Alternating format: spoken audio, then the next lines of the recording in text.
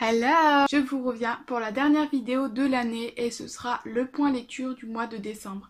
J'ai 3 livres à vous présenter. C'est parti, on commence tout de suite.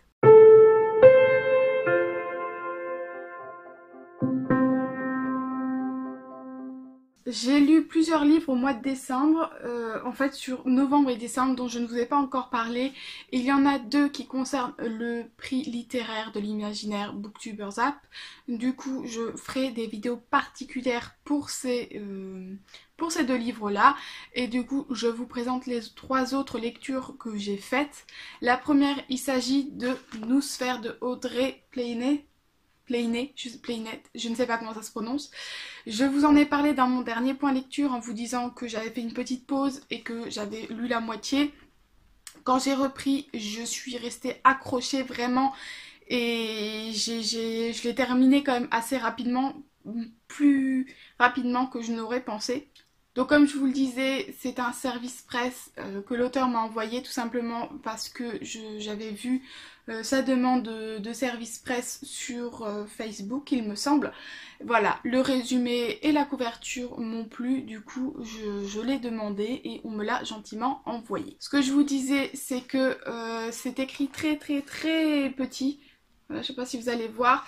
Et donc c'est très condensé. Ça a été changé par l'auteur. Elle a refait la police, etc. Donc l'écriture doit être bien plus sympa, je pense. Parce que pour ma part, ça a été un petit frein quand même à la lecture, je pense. Parce que déjà j'ai des yeux, il me faut les lunettes. Hein, je ne les mets pas toujours, mais au moins pour lire il me faut les lunettes. Et donc pour moi c'est plus difficile et la lecture est plus lente, on va dire, quand la police est petite. Donc ça a été réglé, donc je trouve que c'est très bien et je tiens à le souligner puisque voilà, c'était un des défauts que j'avais parlé il me semble dans la dernière vidéo. Pour l'histoire, il s'agit de la Noosphère qui est en fait un système nouveau qui est apparu mais que personne n'a créé, qui est apparu aux humains comme ça du jour au lendemain. Et en fait ce système permet à tout être humain qui se pose une question d'avoir la réponse. Donc autant vous dire que vous pouvez avoir toutes les réponses aux questions que vous pouvez vous poser, il vous suffit de vous la poser dans la tête et vous avez la réponse. Donc on est dans un monde où la noosphère existe et en fait on va suivre certains personnages qui veulent certains essayer de comprendre la noosphère, voilà, petit point, ça se dit la noosphère. Mais moi, pendant tout le long du livre, j'ai dit noosphère, donc j'ai un peu de mal à reprendre correctement. C'est noosphère. Je m'excuse d'avance si je ne le prononce pas correctement. Bref, c'était la petite parenthèse. Et donc certains veulent essayer de comprendre la noosphère. D'autres veulent surtout la contrôler, notamment les politiciens, parce que ça a beaucoup d'enjeux différents dans le monde et donc voilà, le gouvernement veut avoir le monopole. Et donc on va suivre certains personnages dans des situations un petit peu parfois compliquées pour comprendre et garder la noosphère comme il la souhaite. J'ose pas trop vous en dire, je voudrais pas spoiler. Le côté positif, c'est que la noosphère est extrêmement bien réfléchie. L'auteur a très bien réfléchi à son système et a vraiment pensé à plein de choses qu'elle résout entre guillemets, ou en tout cas on pourrait se poser des questions pratico-pratiques auxquelles vraiment elle répond. Et là-dessus, elle a très bien fait son job parce que vraiment c'est très bien pensé. Le côté que j'ai moins aimé là-dedans, c'est qu'on sent qu'il y a des avis personnels et qu'elle a voulu faire passer certaines de ses idées, je pense notamment au niveau gouvernement, etc. Et on sent parfois qu'elle a voulu faire passer ses idées et je trouve que c'est peut-être pas fait assez judicieusement. Justement, il y a plein de choses sur lesquelles elle a très bien réfléchi à comment amener les choses, comment faire expliquer les choses sans noter bêtement ce que c'est la noosphère par exemple, mais vraiment au travers des personnages et des actions et des réflexions. Elle a très bien su amener le lecteur à comprendre le système. En revanche, quand il s'agit des idéaux qu'elle a peut-être, ou de ce qu'elle a voulu glisser au niveau politique, on va dire, gouvernement, etc., j'ai trouvé ça pas assez subtil pour ma part. Après, je suis très exigeante là-dessus parce que je déteste la politique et je déteste toute cette histoire de gouvernement. Donc forcément, j'y suis enfin voilà, forcément, je fais très attention à ça et en général, ça me rebute un petit peu. Donc voilà, c'est vraiment ce que moi j'en pense. Après, je suis pas sûre que beaucoup vont vraiment avoir ce même avis que moi. C'est vraiment des petits moments comme ça qui sont très rares finalement et qui ne m'ont pas empêché de lire et d'apprécier ma lecture. C'est juste que, voilà, au moment dans mon histoire, d'un coup, je ressors un peu de l'histoire pour dire oui, bon bah ça, bof. Et puis je me remets dedans. Donc c'était vraiment pas... Ce n'était pas vraiment embêtant, on va dire. Au niveau des personnages, ils sont très bien travaillés également, je trouve. Ils ont chacun leur personnalité, que ce soit du côté des gentils comme des méchants. C'est très bien réfléchi parce que vraiment ils ont des caractères et des points de personnalité comme ça qui permettent en fait à l'histoire de se créer et d'être réaliste. Et donc j'ai vraiment bien apprécié ce travail sur les personnages. Je ne suis pas forcément attachée à eux plus que ça. Mais vraiment j'ai trouvé que le travail là-dessus était très bien fait. Au niveau de l'intrigue, il y a une très grosse partie d'intrigue, c'est une très grosse intrigue que l'auteur travaille très bien grâce aux différentes actions de ses personnages et du coup il y a énormément d'actions pour comprendre en fait, voilà, comme je vous disais, la noosphère est un très gros système très complexe et en fait grâce aux actions des personnages et à l'histoire en elle-même, on commence à comprendre et on comprend vraiment tout ce qui se passe et on comprend la noosphère en elle-même. Mais pour ça l'auteur a mis beaucoup d'actions et je pense que en fait voilà, elle a essayé d'alterner un petit peu des fois des temps d'action où les personnages sont en fuite, des choses comme ça, et d'un coup ils sont posés dans un repère. Mais je trouve que ce moment où ils sont posés dans le repère à réfléchir un petit peu pour aider aussi le lecteur à réfléchir lui-même, ces temps sont peut-être un petit peu trop courts. En tout cas, pour ma part, je pense que c'est pour ça vraiment que je l'ai coupé en deux, parce qu'il est très dense en action. C'est quelque chose auquel je ne suis pas habituée pour ma part. Et donc du coup, ça a été un peu difficile dans la lecture parce que j'étais tout le temps... Et j'avais l'impression de pas réussir à respirer parce que j'étais trop dedans et trop dans l'action et j'arrivais pas à me poser en fait. C'est pour ça que vraiment j'ai dû le couper en deux. Et pour ma part, je dis vraiment pour ma part parce que c'est le genre de livre que je n'ai pas l'habitude de lire dans l'action. Ça aurait peut-être mérité 2 tomes. Ce premier tome, pour moi, enfin ce premier tome, je sais pas si c'est un one-shot ou un... Oui, c'est un one-shot, il me semble. Moi, je l'aurais coupé en deux pour pouvoir permettre plus de temps de pause, de temps où on se pose avec les personnages pour la réflexion. Il y en a, mais je les ai trouvés peut-être un petit peu trop courts à mon goût. Donc du coup, j'aurais préféré avoir 2 tomes, mais être un petit peu plus posé. Voilà. Mais comme je vous dis, encore une fois, c'est vraiment mon avis parce que je n'ai pas l'habitude de ce genre de lecture. Au niveau du style de l'écriture, je n'ai eu aucun souci là-dessus. Elle décrit très bien les actions justement qu'elle met en place. On arrive vraiment très bien à s'imaginer les choses. Elle décrit très bien autant les actions que les paysages. Petit bémol parce que voilà, je suis exigeante et je m'en excuse auprès de l'auteur. Mais sur la fin, au niveau des rêves de Matt, je veux pas spoiler donc je ne dirai rien de plus. Au niveau des rêves de Matt, j'ai trouvé ça peut-être un peu longué cette fois-ci. Et je comprends que c'est pour expliquer plein de choses, mais du coup, vraiment pour ma part, j'ai sauté quelques paragraphes. Quand je voyais qu'on rentrait dans ses rêves et que je voyais qu'il y avait 3 paragraphes de la description du rêve, je l'ai sauté parce que je trouvais que c'était trop. On était dans l'action tout le long du livre et d'un coup à la fin on arrive et là il y a... Voilà, je trouvais que c'était un petit peu trop, donc j'ai sauté ces quelques paragraphes de rêve parfois parce que je les trouvais pas forcément utiles et Voilà, je n'avais plus envie, c'est un peu une overdose, on va dire, de rêve. Voilà, pour le reste, il y a une très belle maîtrise des mots et de la description, des émotions, de tout ce que vous voulez. C'est une très belle plume que l'auteur a ici. Donc voilà, en gros, pour résumer, c'est une très belle lecture. J'ai passé un très bon moment. La noosphère est un système très très intéressant que j'ai beaucoup aimé découvrir. Le seul petit bémol, c'est la densité de la lecture pour ma part, parce que je n'y suis pas habituée. Voilà, j'espère tout de même que je vous ai donné envie de lire ce livre.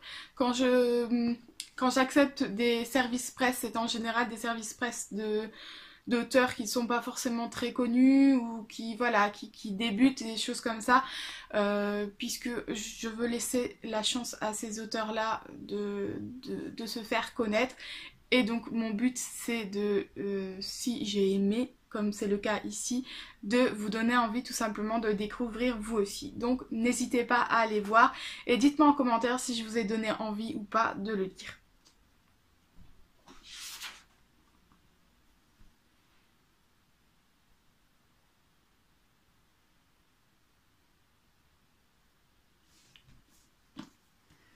Je vous présente Sherlock, Lupin et moi de Irène Adler, donc le tome 1, Le mystère de la dame en noir.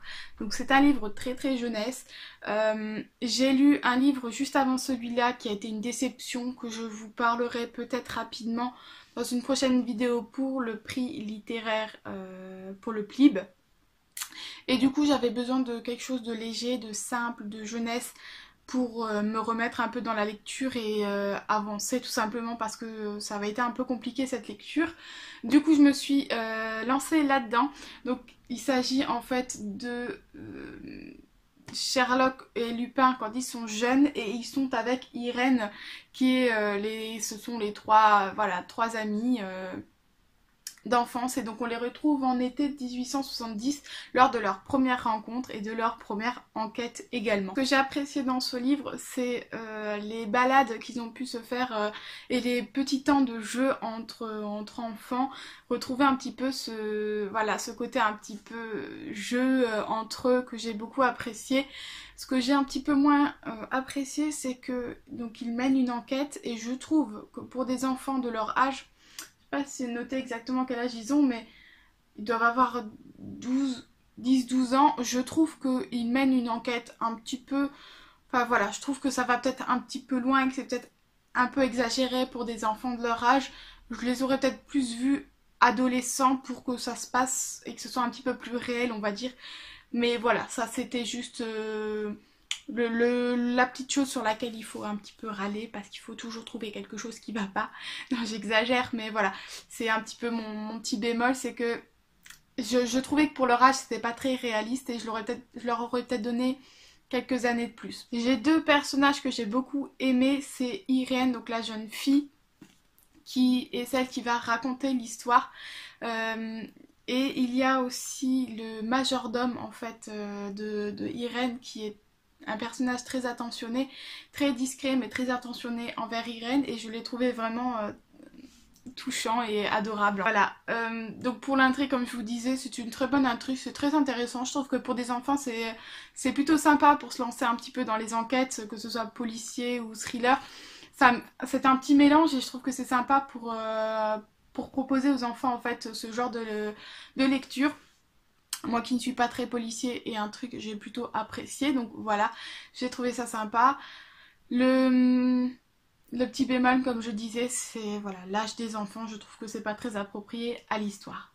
Au niveau de l'écriture, j'ai bien aimé le point de vue qu'a choisi l'auteur, puisque c'est Irène qui parle quand elle est enfant, et pourtant on est dans le présent, on va dire, avec cet enfant. En tout cas, elle est en époque, on est en 1870 avec l'enfant, et pourtant quand elle va vous parler, à un moment donné, elle va vous parler du futur.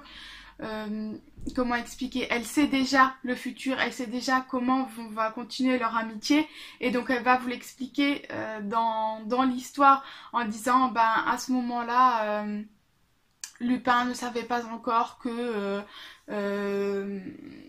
qu'il se passerait ça, par exemple. Voilà, c'est une simple petite phrase où, voilà, quelques petits rappels du futur, on va dire, en tout cas du Sherlock et Lupin d'aujourd'hui que nous connaissons. Et j'ai plutôt apprécié ça, même si je ne connais pas, en fait, je n'ai jamais lu de Lupin ou de Sherlock. Ça donne peut-être envie un petit peu d'aller chercher plus loin finalement et de découvrir Sherlock et Lupin. Je pense surtout aux enfants qui, eux, vont effectivement, s'y commencer avec ça, bah, par la suite avoir peut-être envie de découvrir les histoires pour adultes de Sherlock et Lupin, tout simplement. Donc c'est une belle lecture, c'est une saga, donc je pense que je continuerai la suite. Il me semble que le tome 2 est déjà sorti, et voilà, je trouve que pour une lecture légère comme ça, jeunesse, c'est très approprié, et j'ai vraiment apprécié ma lecture. Dernier livre dont j'aimerais vous parler, j'ai un petit peu la pression parce que c'est un livre que j'ai beaucoup apprécié, et quand j'ai vraiment beaucoup apprécié, j'ai toujours un petit peu de mal à en parler. Il s'agit de Into the Wild de Jon Krakauer, alors, je sais pas si ça se prononce comme ça, édition 10-18, qui est donc l'histoire de Christopher McCandless qui a été retrouvé mort au milieu de l'Alaska, qui avait décidé de voyager seul, de partir en Alaska, et il a été retrouvé mort. Et donc ici on va retrouver le témoignage et un peu l'histoire de ce jeune homme au travers du point de vue de Jon Krakauer qui est l'auteur. J'ai vu à l'époque, donc ça doit faire il y a un an à peu près, j'ai vu le film du même nom que j'avais extrêmement adoré, qui m'avait vraiment bouleversée. Je ne sais pas encore aujourd'hui vous dire pourquoi ce livre, pourquoi ce film m'a autant bouleversée, et pourquoi même le livre, cette histoire en fait, me bouleverse. Vous pouvez peut-être le ressentir à mon discours que j'ai un peu de mal à en parler parce que je ne sais pas, je sais pas pourquoi. Et c'est un petit peu ce que j'ai ressenti au travers du témoignage de toutes les personnes qui ont rencontré Christopher. Pourquoi ce jeune homme nous bouleverse autant, je ne sais pas. C'est très intriguant. Et non seulement il me bouleverse, mais il m'inspire aussi, puisque depuis que j'ai lu le livre, j'ai envie de faire une vidéo consacrée un petit peu à ça, avec, voilà, j'imagine dans ma tête plein de choses qui m'inspirent, des scènes d'une personne qui part en voyage, enfin bref. Je la sortirai peut-être un jour sur YouTube, je pense que c'est quelque chose qui va me demander extrêmement de travail, mais j'y pense tout doucement. C'est pour vous dire à quel point ce livre m'inspire. Bref, je vous en parle un petit peu plus en détail. Alors en fait, on va suivre donc le témoignage enfin l'histoire, on va essayer de comprendre l'histoire de Christopher McCandless au travers du témoignage et du point de vue de Jon Krakauer. C'est très important, il le dit dès le départ, il n'est pas neutre face à cette histoire de ce jeune homme. Il a son avis là-dessus à lui, et c'est une histoire qui lui aussi l'a plutôt... qui est personnelle pour lui, parce qu'il a vécu plus ou moins certaines choses comme lui, et donc du coup il l'explique dès le départ, il le dit, il n'est pas neutre dans cette histoire, et je trouve que c'est très important qu'il le dise, parce que ça nous permet à nous lecteurs de prendre le recul et de dire bon ok, c'est comme ça que Jon Krakauer l'a compris et l'a interprété. Ça veut pas dire que c'est vrai. La vraie histoire, ce qui s'est vraiment passé, ce qui se passe vraiment dans la tête de Christopher McCandless et tout ce qui a pu se passer vraiment, au final, il n'y a que lui qui aurait pu nous le dire. Donc je trouve que c'est très intéressant, très important qu'il nous le dise dès le départ. Ce qui est intéressant, et la chose à laquelle je ne m'attendais pas, c'est qu'en fait, Jon Krakauer ne parle pas que de Christopher McCandless. Il parle d'autres voyageurs à qui il arrivait plus ou moins les mêmes choses, ou qui à un moment donné en tout cas lui a fait penser à d'autres voyageurs ou à lui-même, et donc il va expliquer un petit peu ces histoires là. Ça c'est la première chose qui m'a un petit peu surpris, mais que c'est un peu bizarre. J'ai parfois apprécié, c'est-à-dire qu'il y a des moments où quand il nous parle d'autres personnes, je trouve ça j'ai trouvé ça logique, et voilà, ça tombait au bon moment. Il y a d'autres fois où je m'en fichais un petit peu en fait, où ben oui mais en fait j'ai pas envie de le savoir là maintenant, moi j'ai envie de continuer, j'avais envie de continuer avec Christopher, et en fait il nous mettait une autre personne, donc voilà, ça dépendait des moments, c'était pour ma part pas toujours judicieux. La deuxième chose qui est très intéressante, et que j'ai trouvé très intelligente de sa part, c'est que l'histoire n'est pas dans l'ordre chronologique. on va en fait arriver à différents endroits de la vie de Christopher dans son voyage. Des fois on est à la fin, des fois on est au début, des fois au milieu, bref, ce n'est pas du tout dans l'ordre chronologique. Et quand j'ai compris ça, je me suis dit, oula, j'espère que je vais réussir à suivre et à comprendre un petit peu le cheminement. Et oui, l'auteur joue très bien là-dessus et il nous fait très bien comprendre où on en est. Et ça ne pose aucun souci à ce niveau-là. Et je trouve que du coup, ça apporte un plus. Je sais pas quoi, mais j'ai apprécié en fait ce format de plan de la lecture. Voilà, en fait, je pourrais pas vous en dire beaucoup plus et je saurais pas vous en parler plus que ça. Parce que encore aujourd'hui, ça fait quand même déjà 2 semaines au moins que je l'ai terminé. J'y repense encore et je ne saurais pas vous dire quoi, comment. Mais c'est une très belle lecture et je pense qu'on devrait tous la lire. En tout cas, j'ai été très... Voilà, ça m'a touchée vraiment de lire cette histoire. Je pense beaucoup à lui. Enfin, je pense beaucoup à lui. J'exagère. Je pense vraiment beaucoup à cette histoire et elle m'a beaucoup inspirée dans mon point de vue artistique. Vraiment, c'est pas dans le côté personnel de la réflexion, de la vie ou des choses comme ça. C'est d'un point de vue artistique que ça m'a vraiment beaucoup inspirée et je pense, en tout cas j'espère, ce sera pas pour tout de suite, mais j'espère que vous en entendrez encore parler sur ma chaîne d'une manière un petit peu différente. Voilà, c'est tout pour le point lecture, pour ce dernier point lecture de l'année. Je vous reparlerai, comme je vous disais, de mes 2 autres lectures d'ici janvier pour le PLIB. Je vais donc vous laisser là. Je vous souhaite de bonnes fêtes, même si ce sera déjà passé jusque-là, je pense. J'espère que vous avez passé de belles fêtes, que vous avez été gâtés. J'espère que vous faites de bonnes lectures. N'hésitez pas, comme d'habitude, à échanger avec moi en commentaire. Un petit pouce bleu, ça c'est pour le plaisir. Et je vous dis à la prochaine. Bye!